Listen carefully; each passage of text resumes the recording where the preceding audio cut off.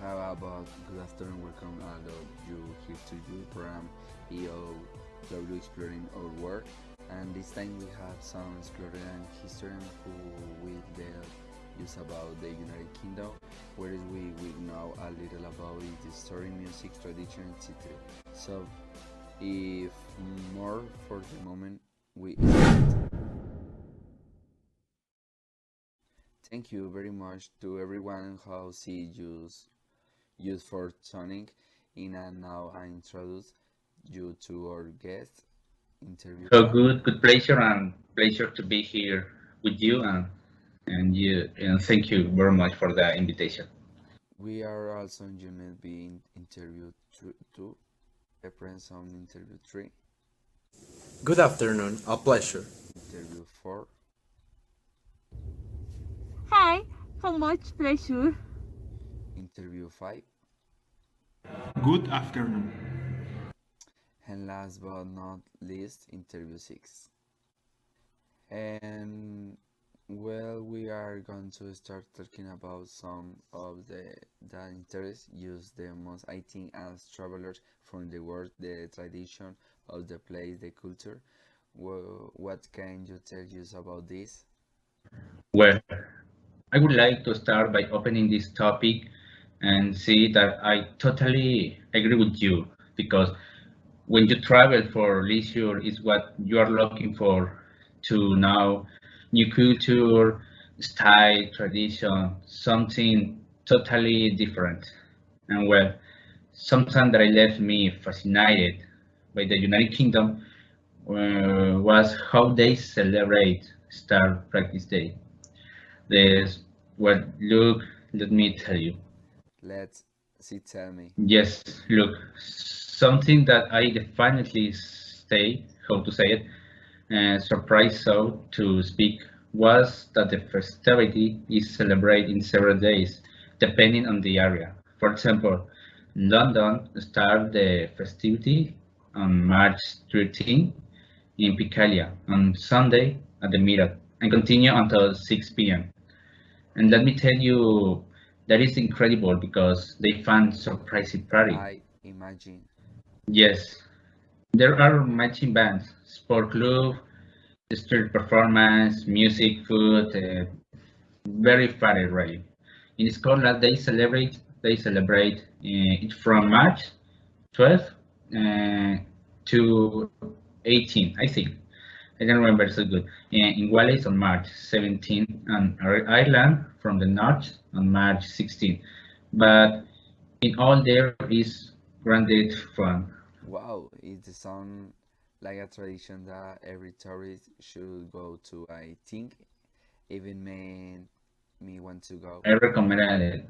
I recommend it. But it is not only a party where you can have fun and enjoy, but it is also an opportunity to know the cultures, it is tradition and many more things. I am fascinated with with what you tell me. Thank you very much for sharing this with us. And Will, what if we're now talk about the UK government? As many know, the UK is a monarchy, to be exact, a parliamentary monarchy.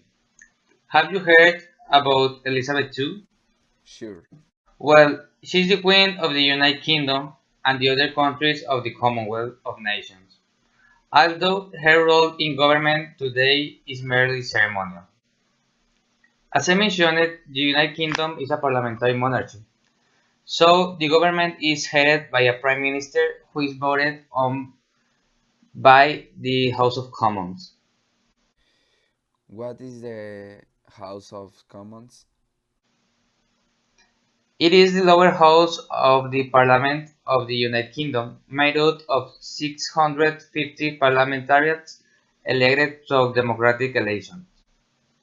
This chamber is charged with passing or denying new laws and changes to existing ones. The upper house is the House of Lords. And who make use the chamber, and what function does it have? The House of Lords is made up of 26 bishops with a remarkable career within the Anglican Church and 762 members of the country's political parties, chosen by the Queen and the Prime Minister for being prominent intellectuals and businessmen. The assumption is mainly advising the United Kingdom government, although they are also involved in amending some laws in conjunction with the House of Commons. Note that when mention a little bit of this, what is your constitutional made based on?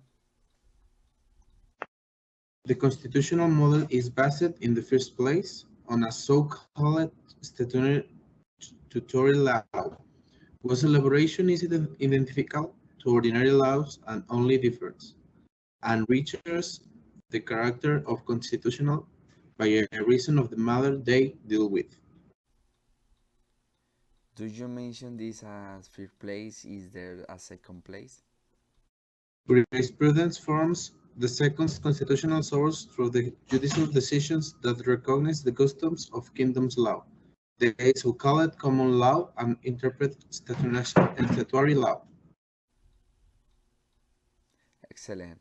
Is there any other important point to know about this?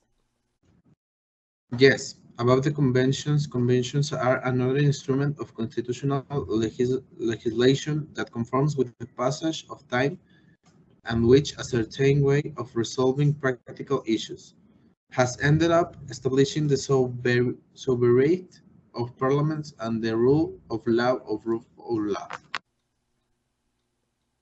Changing the subject, what do you say if we talk about UK education?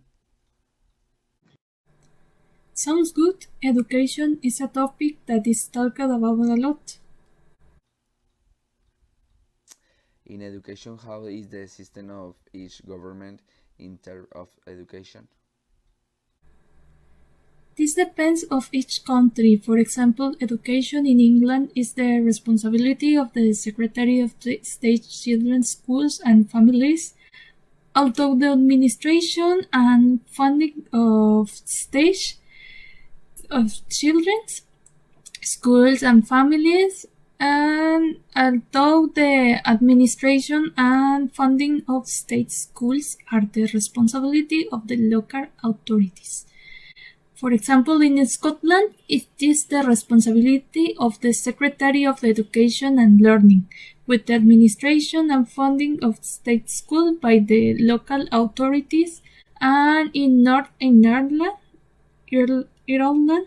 it is administered by the Ministry of Education and the Ministry of Employment and Learning, although at local level it is the responsibility of 5 boards of education, covering certain geography areas. Wow, since the government is the one that funds education in school, does that mean that most people studied or are studying in public school? That's right. Most of the students are in public schools since the government selects each student by entry and academic level. This happened in England. In the case of Scotland, it is mandatory of study. The advantage of the school is that they do not have to pay to study some care or doctorate, since the government pays that part, so and that everyone has that right.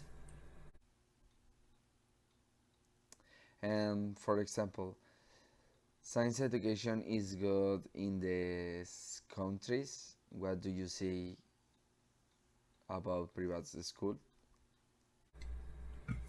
In the case of private schools, this is an extra cost. Private schools in the United Kingdom are too expensive, and the only difference between this and the public schools is that they come to provide students with subjects and encourage their talents or help them find one. It also guarantees that they can each more exclusive place to work, such as getting to work in a large company or create large companies, and that they have enough knowledge so they can undertake correctly. Thank you so much. It's wonderful the way in which people of the United Kingdom are educated by changing the subject that you can tell me about to replace or better known as landmarks. Without a doubt, they are some of the most mysterious and reviving works of the industrial field, as the Big Ben, that is located in the seat of the Parliament of the United Kingdom, better known as the Clock Tower, that was created in honor of the second Elizabeth Queen, in addition to being known as the most accurate clock in the world.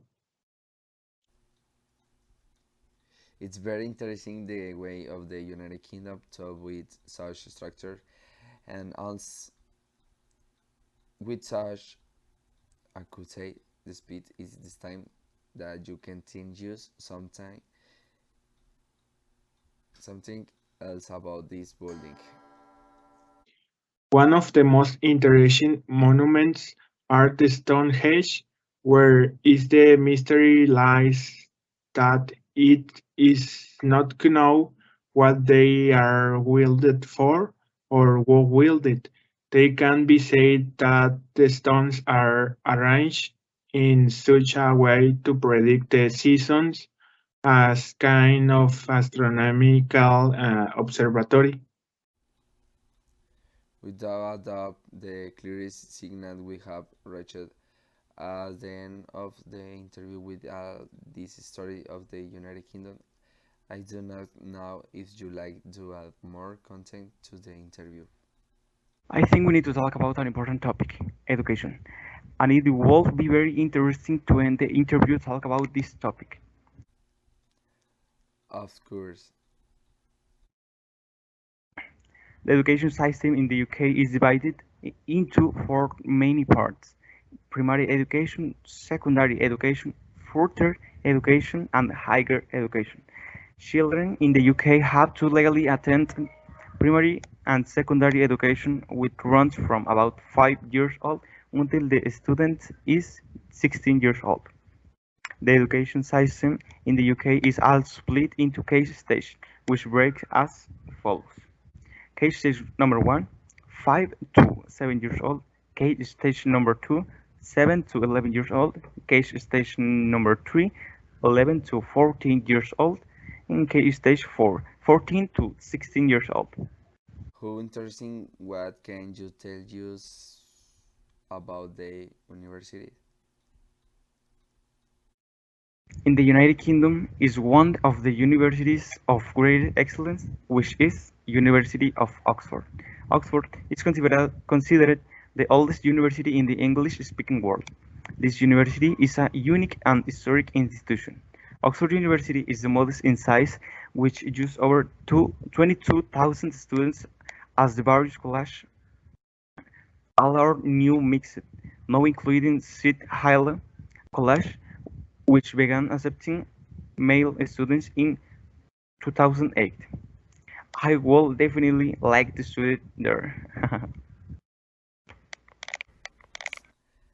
I think today we learning a lot about the United Kingdom. See you in another broadcast. Good afternoon.